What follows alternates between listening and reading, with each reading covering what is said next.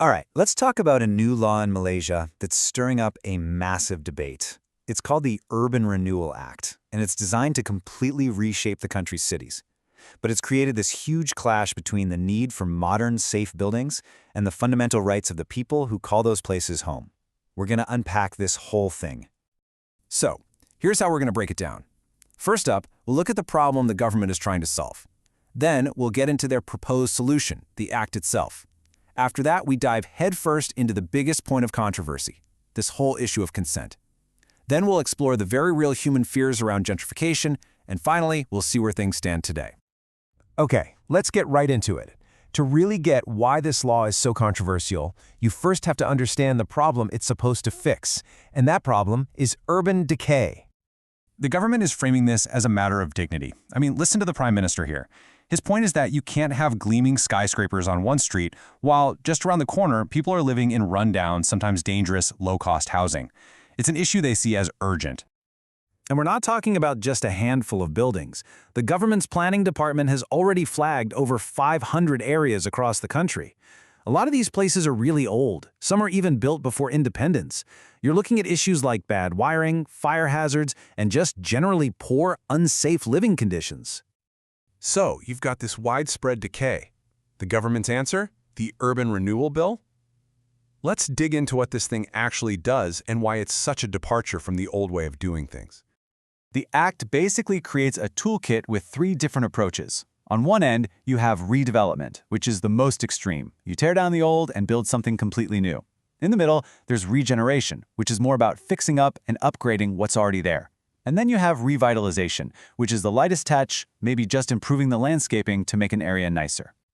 And right here, this is it. This is the heart of the whole controversy. Under the current law, if you want to redevelop a property, you need 100% agreement. Every single owner has to say yes. The government argues this creates total gridlock, where one single person can stop a project for everyone. This new act aims to smash that gridlock by lowering the bar for consent. So that brings us to the million-dollar question, right? If not 100%, then what is the right number? And this, my friends, is where the battle lines were really drawn. The bill initially came out with a sliding scale, but the one that set off all the alarm bells was for buildings over 30 years old, which is a ton of properties. For those, the proposed threshold was just 75%. Critics pounced on that number immediately. Opponents, like Subang MP Wong Chen, were quick to point out that 75% is actually really low compared to other places. I mean, look at Singapore. They require 80%.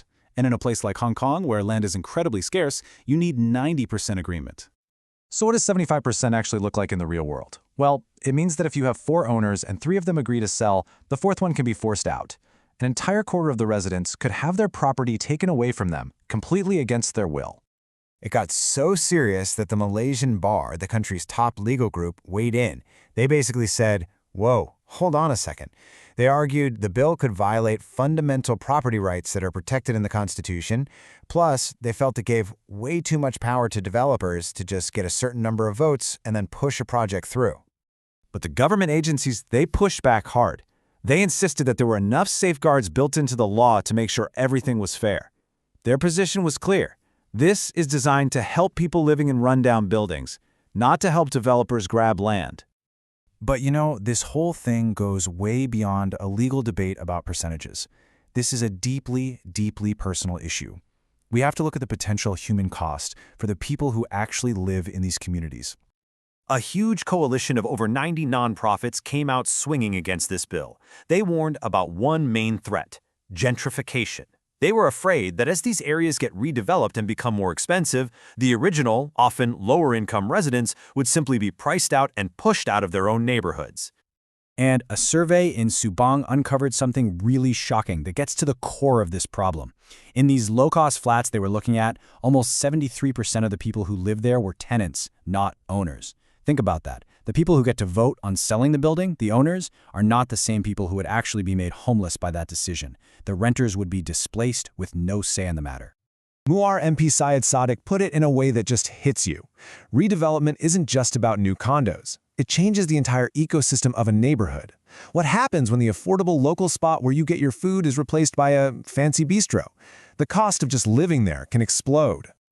And beyond all the money talk, there's the emotional cost. A home isn't just an asset on a balance sheet. It's where your kids grew up, it's filled with memories, it's part of your family's story. It's a connection to your past. And you just can't buy that back with a compensation check. So, with all this fierce opposition from just about every corner, politicians, lawyers, and especially the public, where does the Urban Renewal Act stand today? Has anything actually changed? Well, the public outcry made a real difference. Protests were held right outside Parliament, and the government had to hit the pause button and delay the bill. And then came the big move. The Prime Minister himself announced a major change, agreeing to raise that key consent number from the controversial 75% up to 80%. And here's the key takeaway. The public pressure absolutely worked. It forced a major compromise. But, and this is a big but, it didn't kill the bill. The government is still determined to get this law passed. The debate is definitely not over. Which leaves us right back where we started, with this huge, unresolved question. How does a country modernize its cities and build safer homes, while also protecting the rights and the heritage of the people who already live there?